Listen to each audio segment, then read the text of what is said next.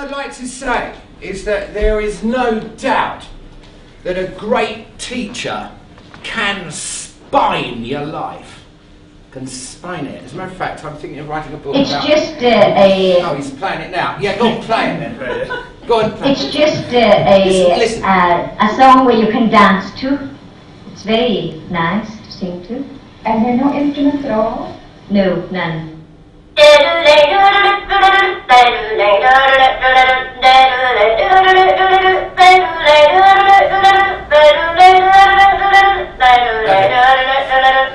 Thanks very much, yeah. That is diddling. Do you need Bilal anymore, okay? What? Do you need him anymore? I don't need him anymore. Christ, can we get on? Go on. Yeah, God, always, yeah, yes. Diddling. That is diddling. And, if someone you like a lot is dying, what's the best you can do for them? Possibly get them home so they can die there. And I think on one occasion I may have managed that. And by diddling. That's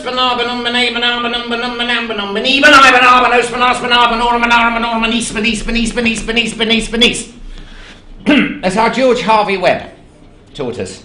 Chigwell School. You were allowed into Chigwell School having passed 11 plus in my day because of a shortage of schools. George Harvey Webb. That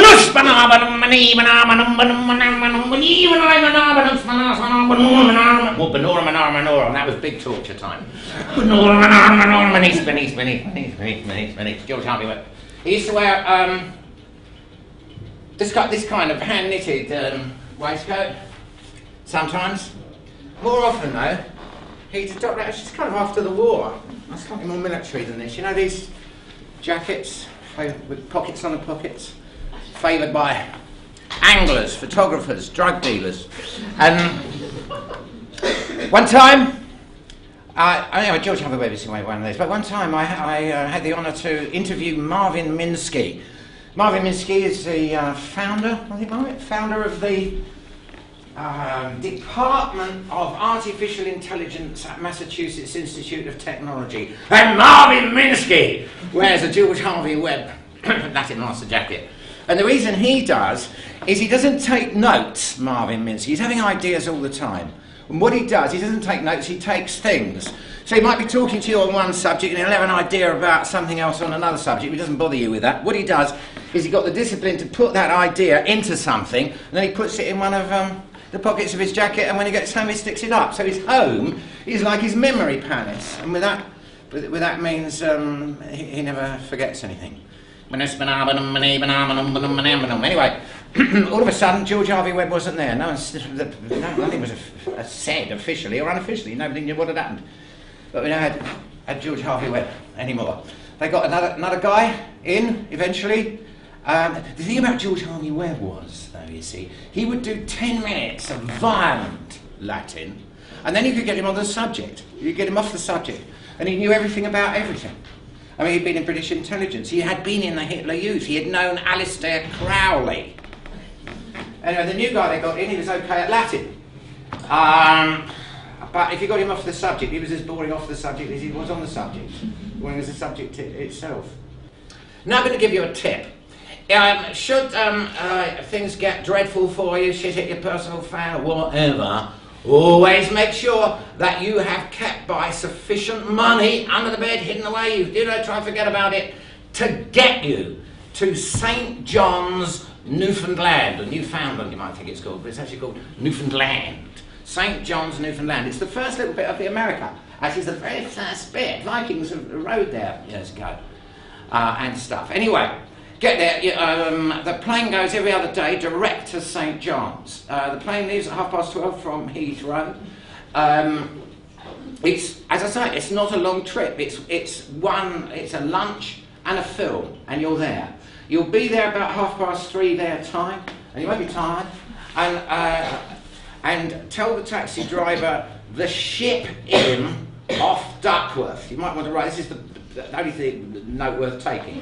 The ship in off Duckworth. You should be in the ship in 3:30, 4 o'clock. Yeah.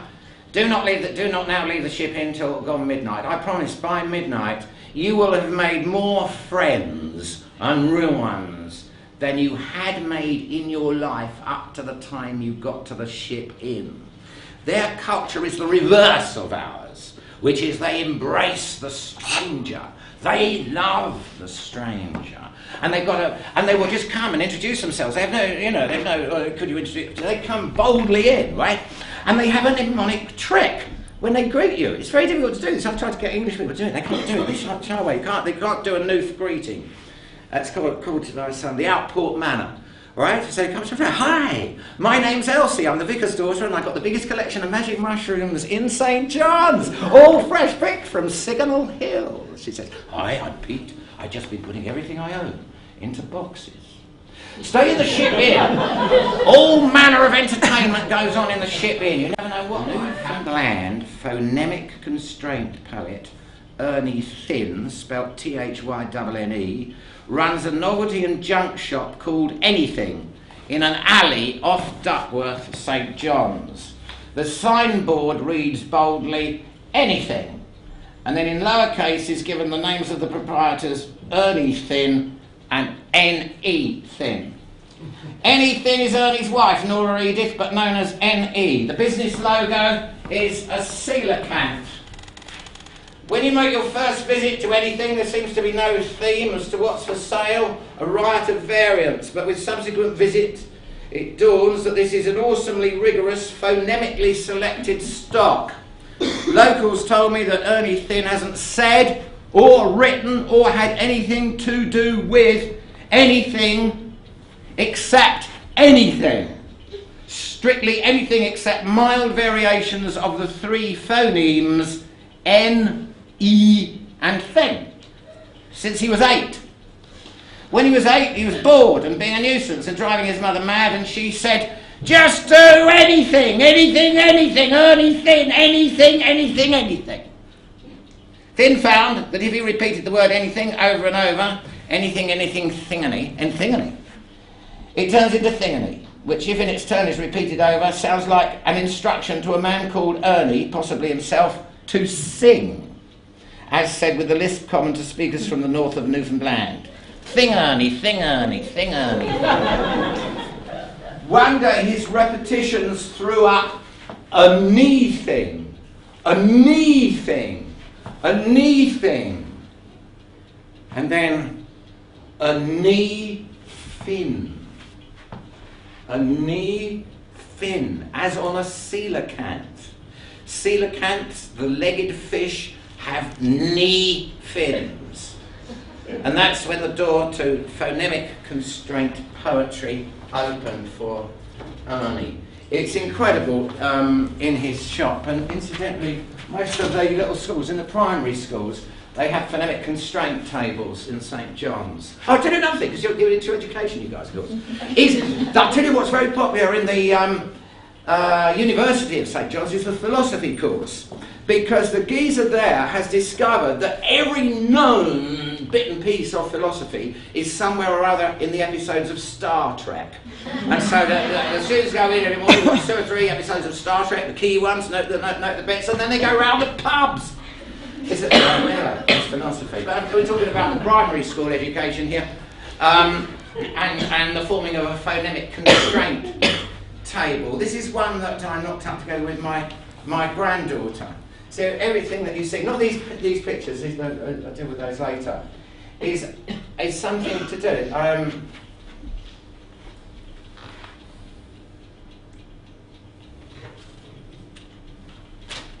So listen, you'll get that. How to draw anything. Well, let me help you how it works. And I remember Mrs. Thin, whatever her name is, N.E., Nora Edith Thin, explaining that, so, sometimes she wouldn't be there because of her duties at the local charity. She was knitting stuff. And often I'm not in. And often I'm not in, and if I'm not in, I'm often I'm knitting. You see what I mean? It's only variations of anything. That's all they'll talk. And often, okay, well, let's help you, see? Anything. An half thing, and half thing. You could have that in the shop. And half thing, and half thing. This guy's an earthing. This little thing, an half thing, an half thing, an earth thing. An earth thing, an earth thing, an earth thing, an earth thing, an earth thing, an half thing, an half thing, a Newton, a Newton, a Newton, a Newton, a Newton, a Newton, a Newton, a Newton. Yeah. There you are. A night thing, a night thing, a night thing, a not thing, an art in a net, an art in a net, and an earth thing. Any funny thing? I'm off on a muffin. That's right. Anyway, what happened? My daughter said I've got to get a computer, get on the internet and all that stuff. So I could be emailed and things. And so I set out. I've got the money to invest that way. But I found that if you're prepared to pay just a little bit more, you can buy a parrot. And so I acquired this African grey called Doris. And she started producing works of art. The first one is actually, these were really the first. Whereas these are the ones I call the pictures, because she simply pecked. Can you see this? This is where she did a portrait of both my dogs, Gertie and Max. There. And then she moved into divine works. Seems to be a Jesus there, and that's probably the God or something, it would seem. Seen as a large parrot, really, kind of like that. And she does these very quickly, just a few seconds. I mean, the Jesus, possibly it's channeled. And oh, then, sorry, I thought that I didn't show you. Then I had smaller works, which are the early collage works. The bombing of Baghdad, there, and the Irish problem. I think this is remarkable. Can you see there where clearly a pink map of Britain is exploding brown filth over an uprightly standing green pillar? Then there's some examples here of her larger works. There's the Burmese courtesan entertains an elephant caller, and also the dugong considers. But I've moved now to this burlesque obscenity, chez les troubadours. I point this out because sometimes, I don't think I was taught in school that troubadours, they were into that romantic love, weren't they, and singing mournful love songs and all that. Well, yeah. That's like going to 4 hours with Ken Dodd and saying, how was it? Oh, it's true, he sang Tears My Souvenirs, didn't he? But most of it was other stuff. Right? And when the guys came down the mountain to jump on the bonfire, they sang the song of the Fotador. The song of the Fotador. F-O-T, the word F-O-T in the Occitan language, F-O-T, fot, is ruder than any word beginning with F. So I don't know if you can get the picture quick now. So you get picadors, matadors, toreadors, but the guy that really puts the breeze up the bulls is the Fotador. I shall read this, it should give no offence. I shall read it in its original troubadour Oc language, in Occitan. It's a kind of Spanish French. La fater est tant de fotra anguissos, cum flu fort fot, mo fotant de felnia, caplunon fot, quel fotria pedos, de fotador melor de Lombardia. I imagine they timed it till then, don't you? Like fotador melor de Lombardia, jump on bonfire, start to sizzle, ha ha ha ha, Arcadio, terrific stuff. My dentist said, you're not flossing, are you? And I said, well, no, I don't. She said, why not? I said, God, you have to get up early. I said, I'm not of the generation who floss. I know. And she said, well, you should, She said, so she sold me these little plastic flossers like that. So can you see that? Like that Y shape. You can go like that. That's what you do with them. They only last really, a couple. If you're going really round it and doing it, they only last a couple of sessions, and then the little flosser thing snaps. You can't renew it or anything, and so you get left with a lot of little plastic Ys. And I don't know. I mean, I do think that owners of dogs ought to pick up the feces from the street. You know, they wouldn't have their bag pick it up. I live now right on Epping Forest. There's like, I think there's about 6 or 7 houses we are, just in my little patch. And then it's the forest. You know, like, there's one side of me and half dozen the other. And then it's forest. And you wouldn't believe the amount of dog shit around. I suppose people don't bother bringing their bags and think, oh, my dog will be having a shit in the forest or something. Do you know what I mean? There's loads there. And suddenly I got a really good idea how, with art, I could shock the local dog owners into thinking better. Because when I've got a spare. No, they've all got bits in. But if they haven't got their things in, they look like the tongues of a snake. Do you know what I mean? Or the horns of a thing. So what I decided was that I go round and paint up all the dog shit, and you can. I mean, I didn't do it during the day. What you've got to think about is actually how you're going to do this. These were quite good. Some of the results I got with these, because that's luminous, so it gives a nice effect at night. And also, you can get a nice effect with these self-stick eyes. You get them, like in kids' shops and those kind of shops. The self-stick eyes, but the technique you need, what I do is I stick the self-stick eyes onto drawing pins, see, onto the table of a drawing pin, so that you can just put them in neat. That's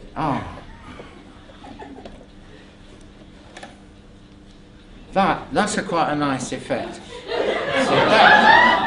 that I did. I've got a pomegranate squeezer at home. That's actually the half of a used pomegranate.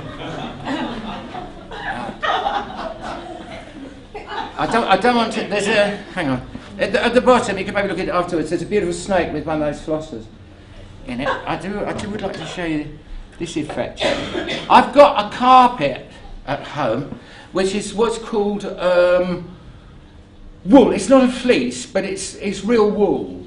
And every morning, without you treading on it or anything, it's shot out some more fluff, like that as this morning. Yeah, and so I mean, simply to get, I don't know if this mean, to get that effect, then you just need to give it a few shots of glue. Do you know what I mean? And you can put it on. It came for me a knock at the door.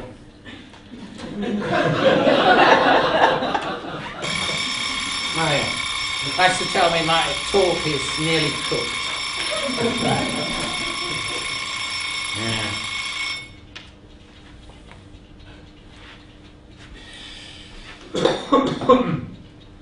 You're not flossing, the dentist said, tossing her long and heavy black hair. And 'cause you're not, a lot of rot is laying your dentine bare. She wore ankle socks and sold me a box of plastic Y-shaped flossers. Admiring her bum, I swore I'd become one of UK's flossing tossers. Dunno about you, but I think dog poo should be bagged and dumped in a bin. Then Shazam I saw how shock and awe could clear my street of this sin. I'd paint the turds as snakes and birds shot down by the gun of a sniper. And sometimes I'd stoop and poke into the poop used flossers as tongues of a viper. I'd turd paint at night, well out of sight when everyone's in bed. And I thought I would be best in a hood with a head torch on my head. And in 2 hours or less I'd magic the mess of 9 adjoining roads into teddy bear bodies, big ears and noddies. And some turds I turned into toads. With glue and fluff and additional stuff, like a packet of self-stick eyes pre-stuck to a pin so that getting them in don't give you a pooey surprise. Yes, my artistic lark did make a theme park to rival Chessington Zoo.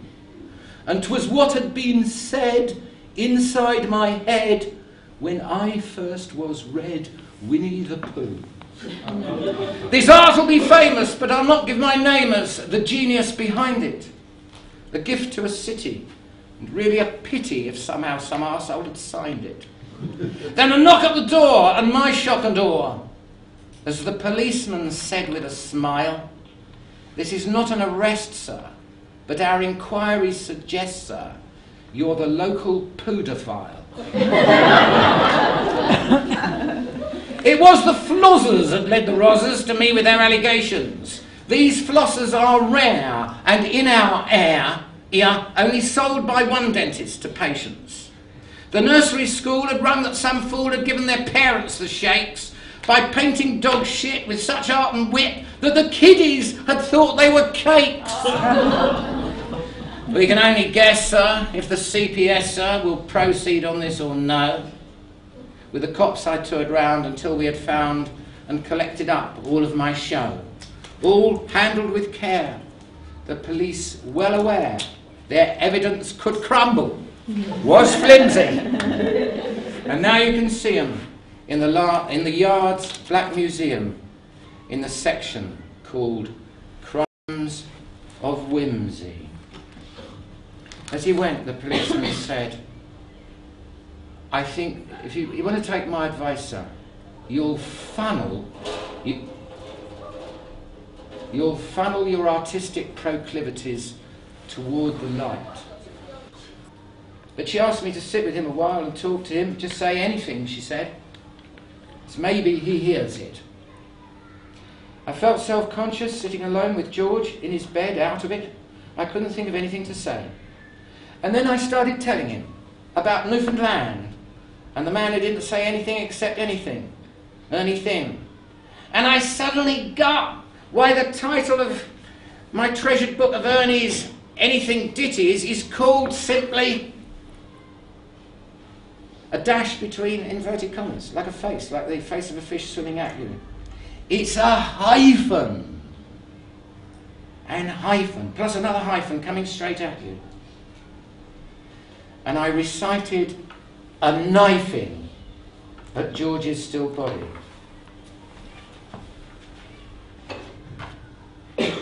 A knifing. Ernie Thin.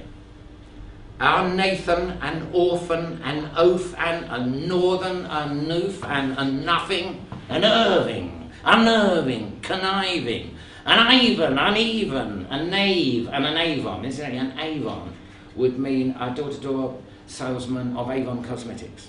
An Ivan, uneven, a knave, and an Avon, an Ethan, an heathen. I'm having a night in a Newfin, a night in a Newfin. An Irving, an Ethan, an Arfin, an Ivan, and Nathan, in nothing. I'm having an huffing, I'm having an huffing. And Nathan on Irving, and Ethan on Nathan, and Ivan on Ethan, and Nathan, a knifing, a kniving in Irving. A knife in a Newfin, an eye for an eye. I remember telling George, with little thought he'd be hearing it, of the middle-aged couple parked in their car, Water Street, St. John's, eating out of the one fish and chip pap, who'd called me over, and the man saying, "We're done with these, the fish and the chips. Would you do us the favour of not wasting it all? And do you know, we were just thinking, my wife here and I, of driving about round our old town here, thing we've neglected to do a long time now. And if you could accompany us, then maybe your stranger's eyes will awake our home bright for us. Will you do us this favour? And of course telling George, in his coma, of the Barry cousin, and his dancing and up the wall diddling. And George woke up, and he said, "That's where I'm from." I said, "What, St. John's?" "Yes, Sir George." And he diddled a snatch of a Newfoundland air. And diddling, he said, also known as lilting and jigging and doodling and cheap music, and by the Acadians as rail à bouche, and also toiletage, dated back, some say, he said, to 1700 and something, and the banning of the bagpipes, but it was undoubtedly older than that. And anyway, the bagpipes had never been banned. That was a myth. Although it was true that a man had been hanged in York for piping unnecessarily. That diddling was a music of profound absurdity and often a shocking sexual frankness. And George gave me from his bed examples of reaping, milking, and wool-shrinking diddles. And I suddenly appreciated we'd had a school diddle.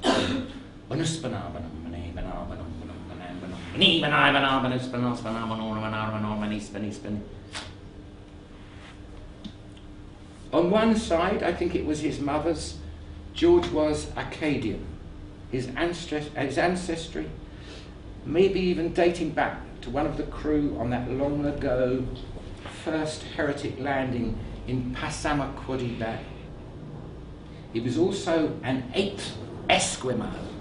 He always pronounced it Esquimau. And he knew the ship in, George, or rather he knew that building, which had been the newspaper office in his day. And in our minds together, we went up the alley of steps from the ship inn and onto Duckworth, and we strolled leisurely up Duckworth, me telling him how it is now, he telling me how it was then. And then, Signal Hill in sight, George began to diddle again. I think it was a milking diddle. And it got fainter, as if George was continuing on towards and up Signal Hill, but having left me behind outside what was for me the record store, but for him Rosie's jersey and shirt shop. Then I could no longer hear his diddling. His eyes were closed, and that was that really. And he died soon after. But maybe, I think, I hope, at home, at Kedio, George.